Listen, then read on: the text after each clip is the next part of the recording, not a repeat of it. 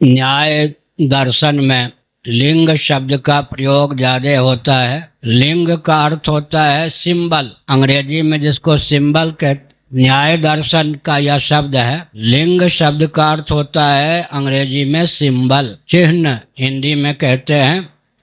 चिन्ह शब्द भी संस्कृत का ही है। जैसे धुएं की अखंड धारा हो तो उस धुएं को लिंग मानते हैं, सूचक, हेतु, और अनुमान होता है कि यहाँ आग जरूर होगी, इसीलिए धूम की अखंड धारा को लिंग बोल देते हैं। उसके द्वारा अग्नि का अनुमान होता है। शिवलिंग की व्युत्पत्ति शास्त्रों में दो ढंग से की गई। भगवान जो शांतम शिवमद्वैतम चतुर्थम मन्यन्ते स आत्मा स विज्ञेयः मांडूक्य उपनिषद का 7वां मंत्र है। निर्गुण निराकार सच्चिदानंद स्वरूप परमात्मा का नाम शिव है। उनका सूचक अभिव्यंजक संस्थान होने के कारण शिवलिंग को शिवलिंग कहा जाता है। लेकिन उपनिषदों में शिव ही लिंग ऐसा अर्थ भी किया गया है।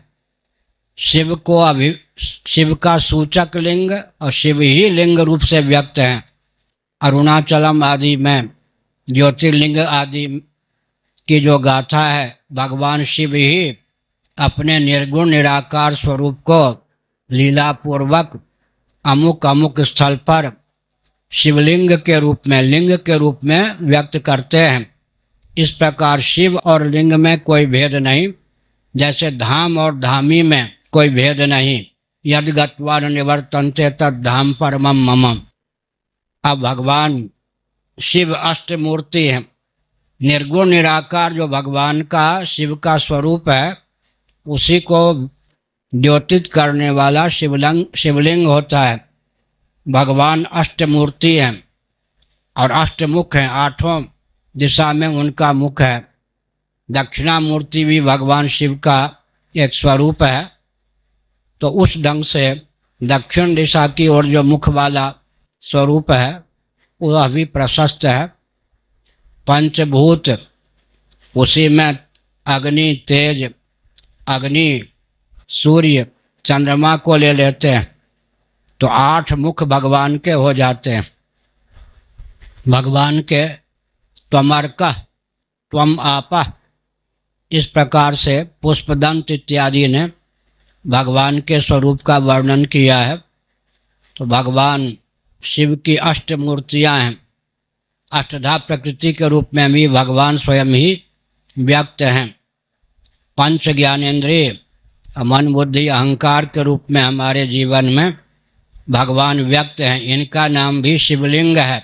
श्रीमद् भागवत में आया है। आध्यात्मिक धरातल पर यह शिवलिंग है। श्रीमद् भागवत में कहा गया लक्षणै अनुमापकै है। जो कार्य होता है वो करण का अनुमापक होता है। कोई कार्य हो रहा है तो करण, टूल, माध्यम का अनुमान होता है। करण के द्वारा कर्ता, करण के प्रयोक्ता का नाम कर्ता होता है। करण के द्वारा कर्ता का अनुमान होता है। और करण निरपेक्ष, क्रिया निरपेक्ष कर्ता को क्या कहते हैं? निष्क्रिय, निर्विकार। इस प्रकार से बुद्धि इत्यादि जो करण हैं ये भी शिवलिंग हैं। शिवस्वरूप आत्मा के अभिव्यंजक संस्थान हैं और इनके द्वारा आत्म तत्व उपलक्षित होता है।